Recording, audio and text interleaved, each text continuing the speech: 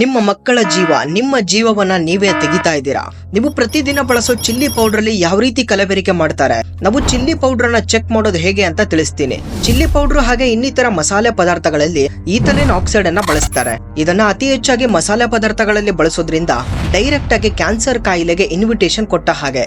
ಇದೇ ಕಾರಣದಿಂದ ಎವರೆಸ್ಟ್ ಮತ್ತೆ MDH ನ ಕೆಲವೊಂದು ಮಸಾಲೆ ಪ್ಯಾಕೆಟ್ಸ್ ಗಳನ್ನ ಹಾಂಗ್ಕಾಂಗ್, ಸಿಂಗಾಪುರ್, ನೇಪಾಳ್ ಇನ್ನು ಹಲವಾರು ದೇಶಗಳಲ್ಲಿ ಬ್ಯಾನ್ ಮಾಡಿದ್ದಾರೆ.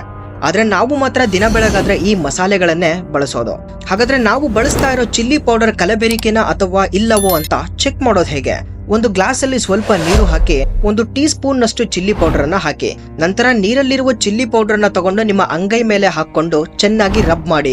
ರಬ್ ಮಾಡುವಾಗ ಚಿಲ್ಲಿ ಪೌಡರ್ ಒರಟಾಗಿದ್ರೆ ಅಥವಾ ಮರಳಿನ ತರ ಅನಿಸಿದ್ರೆ ಅದರಲ್ಲಿ ಬ್ರಿಕ್ ಡಸ್ಟ್ ಮಿಕ್ಸ್ ಮಾಡಿದ್ದಾರೆ ಅಂತ ಅರ್ಥ. ಇನ್ ಕೇಸ್ ಅದು ಸ್ಮೂತ್ ಆಗಿದ್ದು ಕೈಗೆ ಸೋಪಿನ ತರ ಅಂಟ್ಕೊಂಡಿದ್ರೆ ಅದರಲ್ಲಿ ಸೋಪ್ ಸ್ಟೋನ್ ಮಿಕ್ಸ್ ಆಗಿದೆ ಅಂತ. ಅಥವಾ ಅದ್ರ ಕಲರ್ ಡಾರ್ಕ್ ಆದ್ರೆ ಅದರಲ್ಲಿ ಸಿಂಥೆಟಿಕ್ ಕಲರ್ ಮಿಕ್ಸ್ ಮಾಡಿದ್ದಾರೆ ಅಂತ. ಇದ್ಯಾವುದನ್ನು ನಾನು ಸೃಷ್ಟಿ ಮಾಡಿದ್ದಲ್ಲ, ಬದಲಾಗಿ FSSAI ನ food safety officer Meera Singh explain ಮಾಡಿರೋದು. ಸೊ ಆದಷ್ಟು ನಿಮ್ಮ ಮನೆಯಲ್ಲೇ ಮಾಡಿರೋ ಚಿಲ್ಲಿ ಪೌಡರ್, ಟರ್ಮೆರಿಕ್ ಮಸಾಲೆ ಪದಾರ್ಥಗಳನ್ನ ಬಳಸೋಕೆ ಪ್ರಯತ್ನ ಮಾಡಿ. ಹಾಗೆ ಮಿಸ್ ಮಾಡದೆ ನಿಮ್ಮ ಫ್ರೆಂಡ್ಸ್ ಅಂಡ್ ಫ್ಯಾಮಿಲಿಗೆ ಈ ವಿಡಿಯೋ ಶೇರ್ ಮಾಡಿ.